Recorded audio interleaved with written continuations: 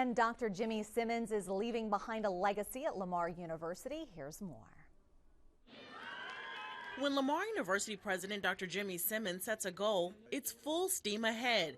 He's been that way all his life. Some of the most exciting years of my life were those first years here as band director. When Dr. Jimmy Simmons accepted the job as assistant band director and director of the marching band and jazz band in 1970, he set out to accomplish his first goal for the university. We were determined to become one of the largest bands in the Southland Conference. And actually, we became one of the largest marching bands in the country. Through the years, Simmons worked his way up the ranks, eventually becoming a vice president at the university. He says he never dreamed he would one day become president. It was his wife, Susan, and several staff members who approached him with the idea. I just decided that I have worked for 4 or 5 presidents up to that time, and rather than have to train another one, maybe I just go ahead and do it myself and see how that worked out. As president, Simmons spent his first 6 months meeting with students, faculty, and staff to find out what their vision was for the university. He learned they wanted more doctorate and master programs, increased student enrollment, new dorms, a sports facility, and to bring back LU football. Within the past 14 years, he's been able to check off every item on the list. But he's quick to point out it wasn't without the help of his staff and the support of the community. We wanted ultimately to become the university of choice for this region. When Dr. Simmons took over in 1999, there were just over 7,500 students. Today, that number has more than doubled. Under Simmons' leadership, the school renovated Cardinal Village dorms and several academic buildings, opened the Sheila Umphrey Recreational Sports Center and the Provost Umphrey Stadium, to name a few. Not to mention raising millions of dollars under the Investing in the Future campaign. But it wasn't without setbacks and challenges. Biggest challenge was Hurricane Rita.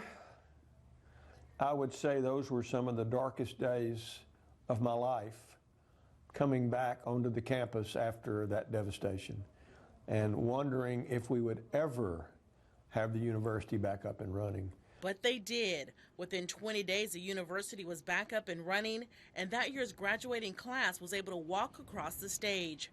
Simmons says it has been the most rewarding job of his life, but he could not have done it without his partner, the love of his life, his wife, Susan. Simmons calls his wife the university's partner. She bleeds Cardinal red. And her touch on almost every new facility that's been built and on the way the grounds look. When Simmons started thinking about stepping down as president, he knew he had to complete one last challenge: bringing back LU football. He says he knew that was the last item to finish on the list.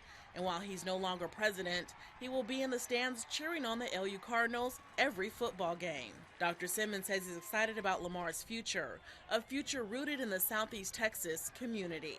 Well, I think this community is so fortunate to have a world-class university right here. No matter where you go now, you see red. Jimmy Simmons' legacy will live on through his name. The university recently renamed this street Jimmy Simmons Boulevard to honor his dedication, his legacy, his vision for the Cardinals.